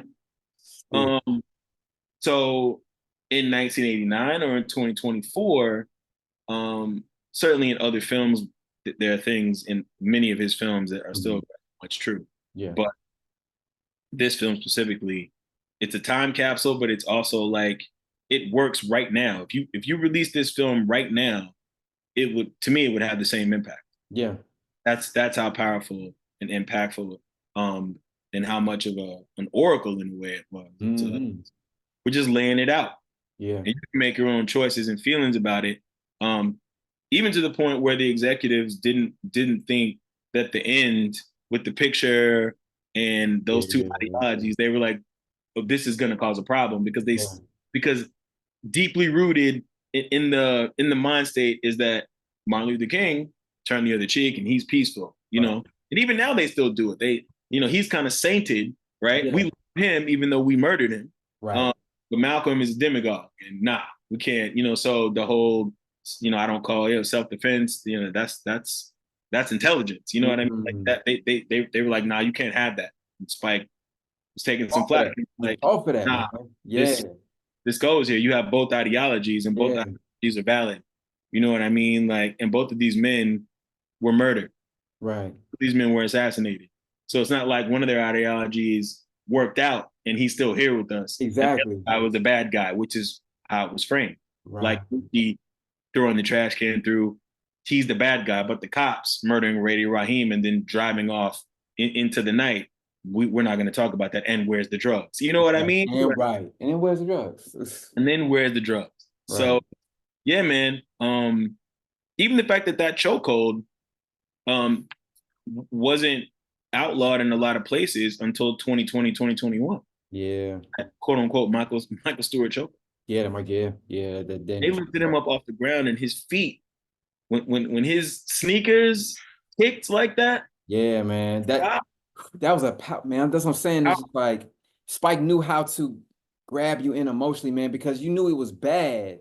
But when it mhm. got to his feet, it was like, well, I just remember being silent. Yeah, man. I just remember the theater being silent. And even at the end, it was just a solemn, it Hmm. was a solemn, but it was like a wow, man, like that was heavy. Like, It's heavy. just like, but it made you, like you said, it made you think. Made you think. It made you think, and it made you it made the viewers really go into their emotional bank and also the historical bank and say, wow, like, are these things really happening? Are we really at this stage in our Yep. society? Like, it really, for those who really got into it and really looked at it for what it is, for better, for worse, Yeah, man. it encouraged you, it prompted a person to think, you know what I'm saying, and to have an opinion about it and to say, well, damn, is it that bad? Well, yeah, it is that bad. Or and it's like say any city, any city you could resonate with something in that film, and it's Yeah. like amazing, man. I'm just amazing piece of art, man. Really is. Yeah, man. That again continues to inspire. New generations are continuing to pick it up, and Mhm. certainly people like me and yourself are continuously like I've definitely shown some of my little god nieces and god nephews and some of Yeah. my students. I definitely, even people I know who are our age, who'd be like, "Yo, my mom didn't let me watch that." Like, wait, what? You never saw Doom? Yeah, I grew up in a household where they didn't let me Yeah. watch this, that, or the other. Nah, nah, you need to see this film. No, I Come on, can see that. let's watch it together. I can see that. I can see that. And real quick, because you and I do this because we teach with the youth, we work with the youth and young adults. Yeah. You know, if you're not really have that conversation, you know, it really, you know, our parents and our community, you know, we were adept enough, and that's no distant anyone. No. But you got to be adept to have that conversation because there's so many questions that may come up, and there's certain emotions that might come up as well. Yeah. And I've noticed that in my educational experience, and you've noticed it, you know, when we work together with the youth, that Mhm. certain educators, rightfully so and respectfully so, they're like, I'm not equipped, I'm not emotionally or historically or ethnically or culturally equipped to answer these questions or have this conversation with youth Mhm. because I'm, for whatever it is, I'm not as experienced or I'm just not comfortable having it. And that's where you and I, brothers like you and I and sisters that we work with come in and say, well, Mhm. man, we can have that conversation and have it be an intellectual discourse and Yeah. also a personal discourse, Mhm. saying of things we, like you say, you've experienced with the police force and the Yeah. brutality, you know, and violence, but also communal aspect of looking out for one another on top Yeah. of, you know, and culturally speaking, with hip hop, with of the hip hop generation, you know, for better, for worse, as they say. So we can have those conversations, you know what I'm Yeah. saying? Really get a lot out of it. I think the discussion should continue, man. I mean, they've already like, I mean, there's already a criterion edition, of course. Yeah. They found it in that way, and that, you know, they only pick films of high cultural relevance to the medium and also just to art. And so it's been protected in that way. I think it's in the Library of Congress a few years ago. Yep. Yep. It's Film been shown registered. there. Yep. Yeah, it's been registered, and you know, it should get that honor. But also, I think, um, even outside of teaching youth, like oftentimes when I'm talking to friends or creative collaborators, and I'm pulling references from a lot of different spaces because I watched everything. Mm-hmm. I really, really, I mentioned my mother a couple of times, but mom really did. There's a bunch of stuff that a bunch of kids were like, "Your mom let you watch that?" Like, I watched Godfather the first time with my mom. Mm-hmm. When they showed the Godfather saga is what it was called then. It was like Yeah. first two films without commercials. That was a big deal. Oh, damn. Yeah, it was a Um, big deal. yeah, and like, you know, I think my dad fell asleep or something, but like my mom, we watched. When I first memory of that film. Those two films was me watching with my mother. My mom made me watch Dirty Harry, and Dirty Harry is crazy. Yeah, You know, man, it and is, man. I watched that with an ex of mine, and at the end, she was like, "That was really good." And she looked at me, and she was like, "I'm learning a lot more about you because of this. Your parents let you watch this?" I was like, "Yeah, watch Dirty Harry." And then my mom was like, "What'd you think about blah blah?" You know, what do you think about the killer? Like, and Mhm. yeah, he was maniac, and all, you know what I mean? Yeah. Like, this is one of those films that every time I'm having a conversation, not just this film specifically, lots of films in Spike's canon, but like I probably reference this film more to tell people, yo, blah blah blah blah blah, do the right thing, and they'll be like, oh, I haven't seen it. Oh, I only saw that once. You only saw it once. What? Or Mhm. yeah, I saw it back in the day, but like I haven't watched it since then. You're like 40. What do you mean? You only saw it one time? You don't watch that. You what? You know what I mean? Like, you're creating. Yeah, yeah. You need to listen to this album. You need to read this book. You're pulling from all of these different. And I say that with complete humility. You know Mhm. what I mean? Like that wasn't an arrogant statement. Not everybody's families let them listen to albums, watch movies. That's There's a true. bunch of stuff that my mom didn't let us do.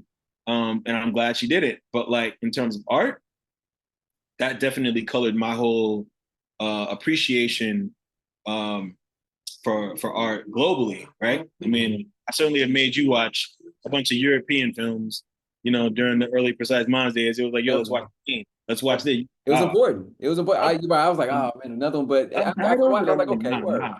Yeah, Come on, man. You yeah, gotta watch it. You yeah. know what I It's part of the mean? craft. American cinema is not the only cinema, and Right. some of my favorite creators have been influenced by some of this work. Yeah. That's big westerns or whatever. And Whatever. now I can watch foreign films like it's nothing, man. Like I subtitles and all, I love it. I'm like, cool, I'm in it. Like if it's good, if it's a good story, sure. My feelings were, as a much younger creative, well, if Spike watched it, then I gotta watch it. Exactly. Singleton read this book, I should read it too. And this is again before the age of master classes. Exactly, man. People You really had watching. to. You had That's to a search for the information. that's a whole nother episode for us, man. Like you really had to be in the stuff. You really had to read the articles. They was doing interviews on Letterman or whatever. He's like, oh, I gotta watch that. Like you were You had just to tape it so you could watch it. yeah, Yeah, you were just trying to pull any little bit of all the information, threads. man. All Yeah. the threads. If Spike was in an interview and he mentioned this film, I'd be like, yo, what's that? You know what I mean? Like the first time I saw Network, he was in some interview and he mentioned Network and Victor Kimster and all these people. And I immediately went to the library to look this information up because again, you had to go to the library. I think when we went to the video store, I was like, do you have this movie, Network? Guys looking at me crazy because I'm a kid. Right. He's looking at my mom. My mom was like, yo, I told him he could pick a movie. I wanted to see Network. Yeah. It had to be important because he watched it and was inspired by it. Right. So now I got to watch it to see what did he get from that. Network is an incredible film if you haven't seen it. And you want to know why we're sitting around today with corporations owning television networks and controlling what you think and how you feel. That movie said that back in the 70s, and you should see it, right? He saw it, and that highly influenced what became Bamboozle, right? Facts. Et cetera, et cetera. So anyway, we can continue to nerd out. I don't want to go down a nerd hole. Oh, no, man. Yeah, we definitely can. But no, like family, definitely thank you for rocking out with us. So before we end, definitely one of your favorite scenes and or characters from Do the Right Thing, real quick, and then we'll go into, ending it. But favorite scene and or favorite character. I mean, it's cliche, but probably my two favorite scenes are the cornerman scene because again, Robin Harris, rest in peace. Yeah. You don't get a Bernie Mac if you don't have Robin first. Right. So much of what Bernie became, I saw Robin do it first. He was just fucking incredible. One of my all-time favorite comedians, and he was just funny as Sweet Dick Willie. And those guys clowning each other and doing the dozens on each other, but for real, like these guys are friends and they're going off on each other. You know what I mean? Yeah. Against that red wall to signify how hot it was. And they're having this random conversation about global warming, and he's like, it's gonna happen. I'm gonna get a boat. And you motherfuckers, you asked me for a life raft. You know what I mean? Right, yeah. For that thing. For nothing. Yeah, and coconut seed. Yeah. Family.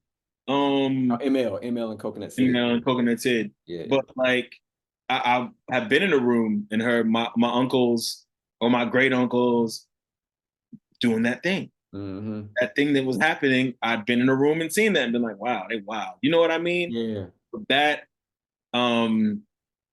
I think you asked me for one, but I'm just gonna give you one. Uno. Damn it. I guess that's it then. I was gonna say like bugging out, the scene where we realized that bugging out is gonna be a problem. When he's in the pizzeria, he's about to take the slice. $2 sound cheap. $2. Cheese on there. He sits down, he's like slice, and then he looks up. And then the way the shot's laid out, where you see Sylvester Stallone, all those people on the wall, he looks up, he's holding, and he doesn't take a bite. He's like, yo, Sal. I mean, the whole scene of him, hey, black people spend much money in here. We can't have space on the wall. Yo, you want to put black people on the wall? Get your own place. And your mothers, your sisters, your cousin, and right. And I didn't think that was wrong. People told me, I fuck that was racist. And I'm like, if you go to a restaurant and I walked in there and there was nothing but Caribbean people or people in your family, or there was nothing but black comedians on the wall and there were no Asians or Russians or whatever else, I would be like, oh, you racist. You don't got Frank Sinatra on the wall. It's your restaurant. Right. But that's when we know, story-wise, bugging out's going to be a problem. Yeah. You want something to be mad about. Right. Immediately says, boycott Sal. We're gonna boycott your fat. Boycott Sal. But why, bro? You gave him your money for a slice. You're kicking me out. Wow, you're kicking me out. Let me get my slice, move. And then put the slice on top of his car. On top of Sal's car. And leaned on it. Yeah, boycott Sal. That's what I'm saying. I love this movie, man. Insane. It's just so New York, man. It's so New York, man. It's just like they don't give nah fuck. You know what I'm saying? It's just like, excuse my language, Philly, but it's just that's what it is. It's like they give nah. Like, think about this. I mean, we saw the movie. Yeah. If bugging out doesn't get mad about that, takes his pizza and goes on his merry way, Radio Raheem lit. Yeah. Because he wouldn't have said, hey, boycott Sal's. So I'm down. Right. You know what I When the mean? sperm Like, comes in, you know what I'm saying? Yo, and like let me chime in real quick. Let me chime he in. did that. He did it. He did it. No, he did. He did. And that's why the same question I'm asking you. My favorite scene is between bugging out with the sneakers, because I had those Jordans, those were the first Jordans I had, the Jordan 4s. Mm-hmm. Saying I had those and inspiration from the film. And then, the love hate, man. Classic. Like he said, love hate, and it's static. I was just like, yo, this shit is profound, man. Like it's stylized. And he got it from the Deer Hunter, right? The Deer Yep. Hunter. Yeah. But it's just like he said, love. Like he's like, Almost word for word. or yeah, and he said, and he recently said, I love you, brother. He was just like, and it's Yep. wow, man, But like if I that. hate you, Yeah, but if I hate you, but he said, but I love you. You know what I'm saying? And he's like, word. how He's like, word. I was like, yeah, man. Yeah, that movie, man. It just holds a special place, for me. It really does. There's other movies that do too, but yeah. yeah, man. It's just a powerful, very strong.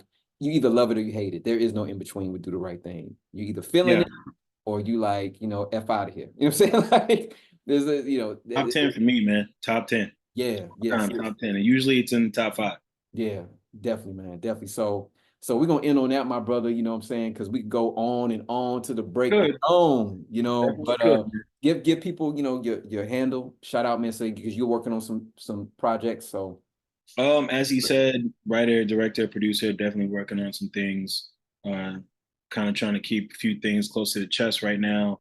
But yeah, working on some docu-based stuff, working on a graphic novel, about to write a new feature with one of my frequent co-collaborators while we try and get this other thing made because it's hard to get money out here post-strike. You can find my personal Instagram at K_Smalls77. That's K_SMALLS77. yeah.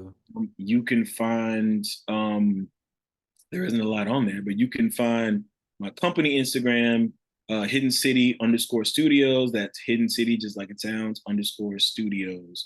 Those are both on Instagram because off the Facebook. That's a terrible place to be. Word. Get off the Facebook. Word.